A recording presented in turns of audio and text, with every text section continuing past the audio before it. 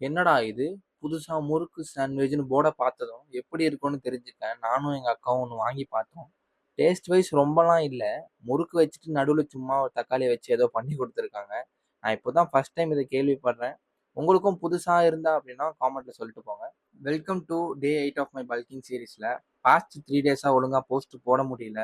Work முடிச்சுட்டு gym போயிட்டு அத வந்து உட்காந்து எடிட் பண்ணி போடுறதுக்கு டைம் கொஞ்சம் கம்மியா இருக்கிறதுனால ஒழுங்கா போட முடியல. ஐ ஹோப் இதுக்கப்புறம் ஒழுங்கா போடுவேன்னு நெனைக்கிறேன். பார்க்கலாம். எப்பவும் போல மார்னிங் ரொட்டீன்ஸ்லாம் கம்ப்ளீட் பண்ணிட்டு, இன்னைக்கு பிரேக்ஃபாஸ்ட்க்கு வெறும் தோசை அண்ட் பழைய சாதம் மட்டும் தான். ஏன்னா சிக்கன் வாங்க முடியாத காரணத்தினால இன்னைக்கு சிக்கன் என்னால செய்ய முடியல. சாப்பிடவும் முடியல. தென் மார்னிங் ஸ்நாக்ஸ்க்கு 500 grams of sorry 50 grams of வேர்க்கடலைய வந்து கொஞ்சம் பாயில் பண்ணி கொண்டு போயாச்சு. கொஞ்சம் எக்ஸ்ட்ராவே கொண்டு போயிருக்கேன். ஏன்னா ஆஃபீஸ்ல சில பேர் இருப்பாங்கன்னு. தென் லஞ்சுக்கு 300 grams of rice plus 2 x and ஏதோ எங்க அம்மா புதுசா காலிஃப்ளவர்ல செஞ்சு குடுத்துருக்காங்க. எங்க வீட்ல வந்து சைட் டிஷ் செய்யறது கொஞ்சம் அதிசயம் தான். It's okay.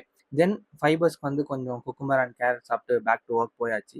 Evening pre work out சாப்பிட்டு கிரியேட்டின் குடிச்சிட்டு ஜிம்முக்கு வந்தாச்சு. இன்னைக்கு பேக் ஒர்க் அவுட் தான். அதனால டோட்டலா ஒரு 5 வேரியேஷன் பேக்ஸுக்கு ஈச் 3 செட்ஸ் போட்டுட்டு ஒரு சின்ன பம்ப் செக் பண்ணிட்டு இன்னைக்கான ஒர்க் அவுட் ஃபினிஷ் பண்ணியாச்சு. சப்போஸ் ஒர்க் அவுட் டீடைல்ஸ் தெரிஞ்சுக்கணும் அப்படின்னா கேப்ஷன்ல என்னன்னு கொடுத்துருக்கேன். நீங்க செக் அவுட் பண்ணி பார்க்கலாம். ஜிம் முடிச்சுட்டு வந்து நைட் டின்னருக்கு எப்பவும் போல ஓட்ஸ் செஞ்சு சாப்பிட்டு நான் இன்னைக்கு என்னோட டேவை கம்ப்ளீட் பண்ணி தூங்க போயிட்டேன்.